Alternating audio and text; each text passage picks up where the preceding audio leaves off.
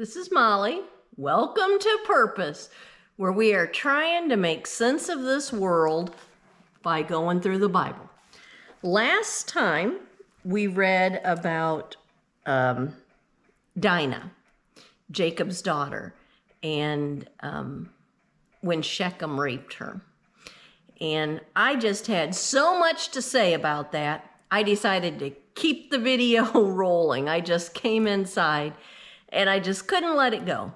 I had to keep talking about this horrible act that happened to Dinah. Dinah was the only innocent person in this whole story. She didn't do anything. She didn't ask for this to happen. Nobody deserves to have that happen to them. Nobody asked for it. It was a horrible thing that happened to her.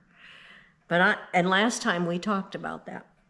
But this time, I want to focus on everybody else around what happened, other than Dinah. So we have Shechem. He was the guy that raped her. And then afterwards, he said he loved her and he wanted to marry her. And he just couldn't help himself because he just loves her so much. No, had nothing to do with love. Violence, anger, control, dominance, those aren't words of love. It was all about Shechem. He only cared about himself. He was so full of lust for Dinah that he didn't care about anything else. And when he got caught, he went to his dad and said, "Get me out of this mess." And his dad took him to Jacob, and Jacob waited for the boys to come in from the field. They're men now, by the way, full-grown men. And when they came in from the field, Shechem was like, "I'll do anything. I'll give you anything." He would have sold his very soul to have Dinah. He would have done anything to have her, and not because he loved her. He was obsessed. And we see that all the time today. There are people addicted to pornography that will give up their whole families, their whole lives, just to keep watching it, just to keep seeing more. There are people addicted to drugs, huge drug problem in this country, who would do anything to get more drugs. Steal from their family, lie to their family, steal from strangers. They're so blinded and obsessed with getting their drugs that they don't see anything else. People who are addicted to alcohol, people who are addicted to making money, people who are addicted to power, fame. A lot of politicians seem to be falling into this category. They get so focused on whatever it is they're obsessed with and what they want, they forget everybody else. And when we get so caught up in what we want that we'll do anything to get it, ooh, buddy, we better stop and step back. Take a look at our heart and see if we're focused more on that than we are on God. And if you're putting that before God, you've got a big idol there. You need to work on that. The problem is we all do this to lesser degrees than Shechem, I hope, but we're all caught up in material things. You know, how often do we look at Facebook and social media and not pray and think about God and pray for other people? I do it. How often do we get caught up in watching TV or talking on the phone and not reading the Bible, not thinking about God, not hanging out with Him? We shove God way back there in the back. We don't think about Him in our spare time. We do all kinds of other stuff. And we get so caught up in that we try to give ourselves more and more free time so we can do that more. And we forget about God. So that's Shechem. Then we have his dad, Hamor. So Hamor is worried that the Israelites are going to go to war with him. He's worried he's going to get in trouble. He might lose some of his kingdom. He might lose some of his possessions, his own life. And so he starts thinking, how can I spin this around to benefit me so that I come out even better? And that's what he did. He went to Jacob and said, "Look, you let Shechem marry your daughter. You let our daughters marry your sons. Your daughters marry our sons. And we'll all be one big happy family. You can trade freely, and we'll trade with you, and everything will just be rosy. That's not what he means. He goes back and tells these people, look, these folks have cattle. They've got all kinds of possessions. We can get rich off of them. He's just thinking about himself. It's not, whenever we read the Bible, it's not what people do. It's what's in their heart. I can't see inside of these people's hearts, but the Bible gives us all kinds of clues about it. And I think that Hamor was just being greedy, just looking out for himself. He didn't care about Dinah. He didn't care that this wrong get righted. He didn't care to correct his son. He's just thinking, how can we benefit from this? How is this going to hurt us the least? And we do that all the time too. If we get caught doing something wrong, or we get into a situation where we might get punished, we want to kind of twist it around and make ourselves look okay, like we're the victim, or like, we don't care about other people. We do this all the time, and we just don't think about it. And then you've got Jacob, who just seemed to be sitting on his thumbs. He didn't do anything. And then his boys took things into their hands. He didn't talk to them. He didn't say, boys, we need to build us an altar, and we need to go to God with this because it's too big for me. No, he didn't do that. And why doesn't the Bible just say, hey, if only Jacob had done this, everything would have been okay?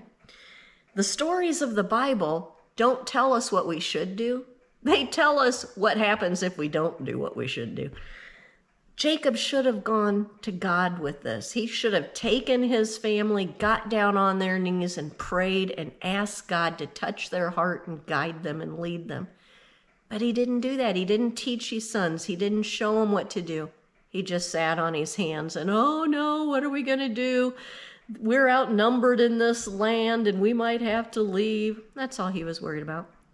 The boys, Simeon and I think it was Levi, who were the full brothers to Dinah, it says they were worried that they were folly, that people were laughing at them, that they were disrespected. They weren't so much worried that their sister got raped. They were worried that their family was being disrespected and that people might be laughing at them. And then they probably got their other brothers, and they all went into the city, tricked the men into getting circumcised, all the men of the town. If you saw the video last time, you know the trickery they did. And that the men of the town weren't innocent, they were being greedy, but they didn't take part in any of this rape stuff that was going on. So they all got circumcised, and when they were weak and vulnerable, Simeon and Levi went in and wiped them out, killed them all. Revenge, vengeance. Now, I got to tell you, somebody hurt somebody in my family. They hurt my sister. They hurt my mom. They hurt my husband, my kids, my grandkids. I want vengeance. I want revenge. I want them to hurt.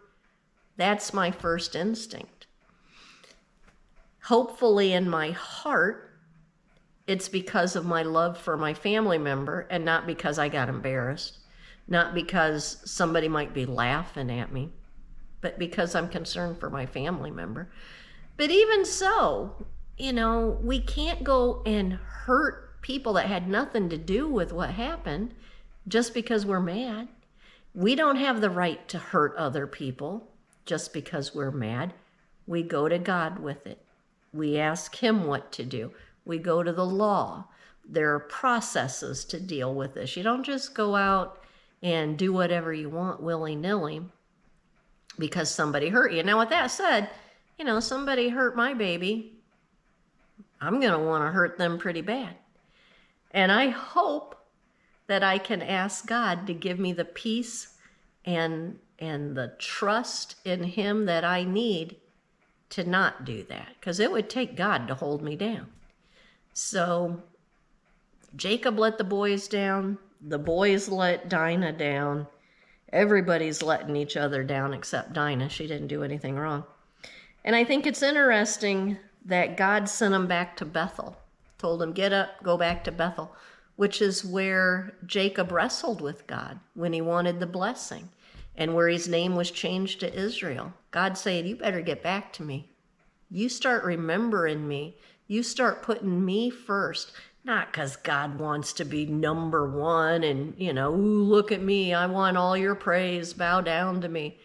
No, it's because we got to keep our focus on him. We've got to know we can't solve any of these problems on earth. We can't solve the world's problems.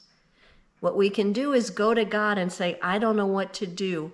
Help me, lead me, guide me. I trust you. No matter how it turns out, I trust you. And that's what God's telling him to do. You don't know how to solve this problem with Dinah? Come to me. I'll help you. I'll lead you. I'll guide you. That's what he's telling him. You don't take it into your own hands. You don't hurt innocent people. You don't just sit on your thumbs and not do nothing either. You come to me and I'll show you the way. But it has to be done out of love and kindness and respect. And this is tough stuff here. This isn't easy because, I wouldn't be good at it. When I get caught doing something wrong, my first instinct is to just lie about it. I didn't do that. That's my first gut instinct. And if somebody hurts me and embarrasses me and tells lies about me or makes fun of me or whatever, my first instinct is to get all puffed up and try to hurt them, try to make people think that they're not good. That's my first instinct. Not proud of it. And if somebody hurts somebody I love, talks bad about somebody I love, you better bet I want to talk bad about that person. I want to hurt them. I want everybody to know they're an awful person. My first thought is not to stop and go to God, but that's what I need to start doing. So as soon as I remember God, and it sometimes takes me a while, that's what I have to do. I have to give these problems to him and let him lead me through them. And sometimes I don't get any answers. Sometimes it's just be patient. Be patient. Let me handle it and trust me. That's like the hardest thing in the world to do. Being patient, not doing anything. That's what Jacob did. Jacob didn't do anything. But he didn't do anything because he didn't want to be kicked out of his home. That's what it said. Now look what you've done. We've got to leave. He was mad about that. He wasn't holding back and waiting because he was waiting for God to lead him. He was not doing anything because he didn't want to make him mad and get kicked out. So it's all about what's in our heart. As long as we are loving God and loving each other, and loving each other doesn't mean you need to be friendly with people who are mean to you. It means you don't wish them ill will, and you pray that God will open their eyes and their heart and lead them to him. So as long as we're trying our best to love God and love each other, then God's going to show us the way. He will show us the way. And when we realize that we're getting so caught up in material things that we can't see God in it, that all we're focused on is our own pleasures, what makes us happy, what brings us peace, watching TV, social media, gossiping, going out drinking with friends, whatever it is. When that starts to dominate our life, then we need to get back to Bethel. We need to get back to church. We need to get back to God. Start talking to him more. Start asking him to help us. Start asking him to show us the way. Every time you ask God to show you the way, to touch your heart, to teach you how to love him, he'll do it. May not be in a big, huge, kaboom way, but he'll do it. Well, that's all I'm going to say about Dinah here. I just couldn't let it go. Had to keep going with it. And next time we're going to find out what all's going on with Jacob now that he's been kicked out of his home yet again, had to get back to Bethel. What's going on with his dad Isaac and his brother Esau? We'll find out. Well, I hope you all have the best day today. Bye-bye, everyone.